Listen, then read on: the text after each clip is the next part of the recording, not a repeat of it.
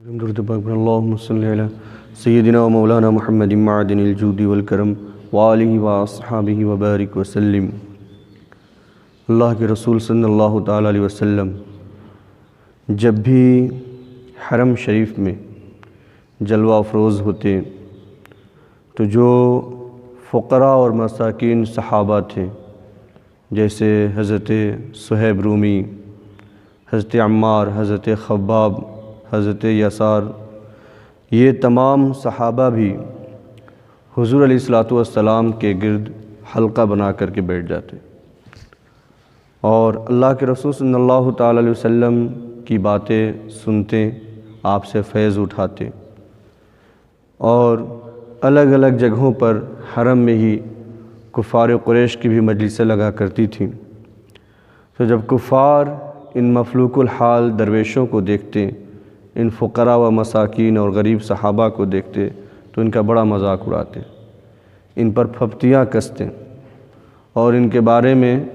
بہت ہی نامناسب باتیں کہتے اور طعنہ دیتے، کہتے ہیں دیکھو یہ ہیں ان کے چاہنے والے، یہ ہیں ان کے معتقدین، یہ ہیں ان کے دین کو فالو کرنے والے لوگ۔ اگر اللہ سبحانہ و تعالیٰ نے یہ دین بھیجا ہوتا اور یہ اس کا دین ہوتا تو ہم رئیسوں اور دولت مند لوگوں کو نظر انداز کر کے ان فقیروں کو، ان غریبوں کو اور ان بھیک منگوں کو اس سے ہدایت کی نعمت سے نہ نوازتا، سب سے پہلے ہمیں ہدایت دیتا،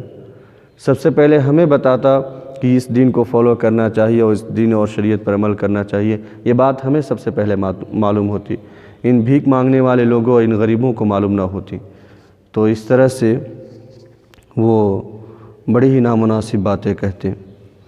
اور کبھی کبھی یہ لوگ جا کے اللہ کے رسول صلی اللہ تعالی وسلم کی بارگاہ میں یہ عرض کرتے اور کہتے ہیں، یہ کفار قریش،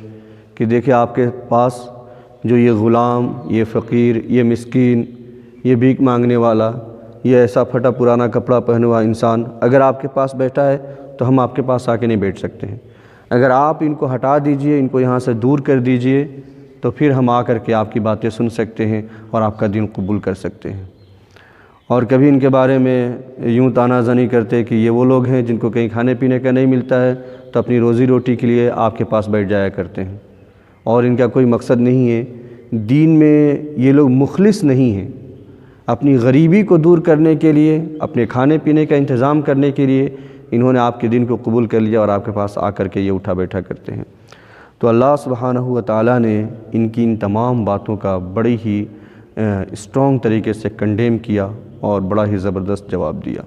اور اللہ تبارک و تعالیٰ نے سورہ انعام میں ارشاد فرمایا، وَلَا تَطْرُدِ الَّذِينَ يَدْعُونَ رَبَّهُمْ بِالْغَدَاةِ وَالْعَشِيِّ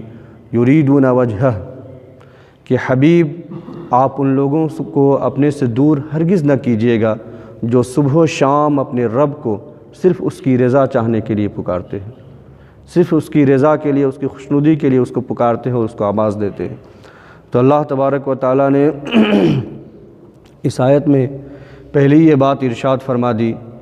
کہ تم آ کر کے یہاں بیٹھو یا نہ بیٹھو، تم آ کر کے اسلام کو قبول کرو یا نہ کرو، یہ تمہاری مرضی ہے، لیکن تمہاری وجہ سے ان سچے اور پکے مسلمانوں کو یہاں سے دور نہ کیا جائے گا، حبیب کی بارگاہ سے ان کو دور نہ ہٹایا جائے گا۔ اور اللہ تبارک و تعالیٰ نے یہ بات بھی واضح فرما دی کہ جو تم کہتے ہو کہ یہ کھانے پینے اور روزی روٹی کے لیے آ کر کے یہاں بیٹھے ہیں، ایسا ہرگز نہیں ہے۔ اللہ تبارک و تعالیٰ نے ان کے خلوص کی گواہی دی اور ارشاد فرمایا کہ یہ وہ لوگ ہیں جو صرف اپنے رب کی رضا کے لیے صبح و شام اس کی عبادت کیا کرتے ہیں، صبح و شام اس کو پکارا کرتے ہیں، ان کا اور کوئی مقصد نہیں ہے، یہ روزی روٹی کے لیے آ کر کے یہاں نہیں بیٹھے ہیں۔ اور اللہ تبارک و تعالیٰ نے آگے ارشاد فرمایا، ما علیک من حساب من شیء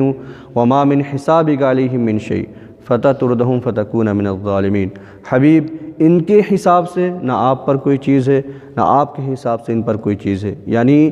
ان کا رزق نہ آپ کے ذمہ ہے، نہ آپ کا رزق ان کے ذمہ ہے، آپ سب کا رزق جو ہے وہ اللہ سبحانہ و تعالیٰ نے اپنے ذمہ کرم پر لے رکھا ہے۔ فتطردہم فتکون من الظالمین، تو پھر بھی اگر آپ نے ان کو یہاں سے ہٹا دیا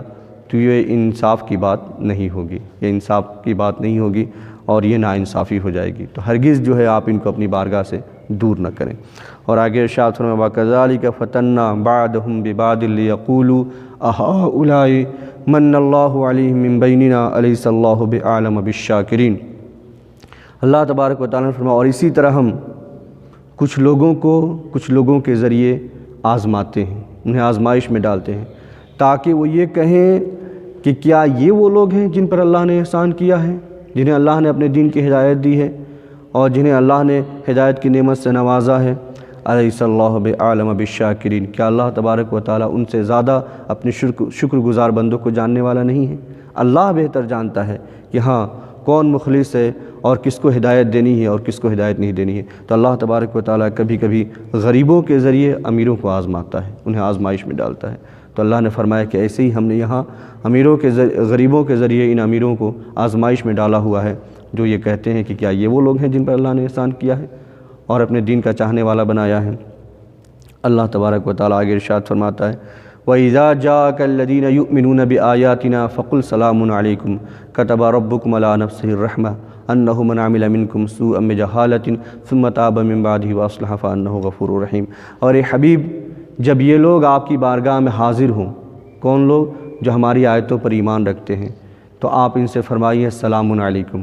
یعنی آپ آگے سے بڑھ کر کے ان کو سلام کیجیے، ان کی عزت افزائی کے لیے، تاکہ ان لوگوں کو معلوم ہو کہ جو اسلام قبول کرے وہی عزت والا ہے۔ اور اللہ کے حبیب خود آگے سے بڑھ کر کے انہیں سلام کرتے ہیں، تو اللہ نے فرمایا فقل سلام علیکم، تو آپ آگے سے بڑھ کر کے ان کی عزت افزائی کے لیے کہیں سلام علیکم۔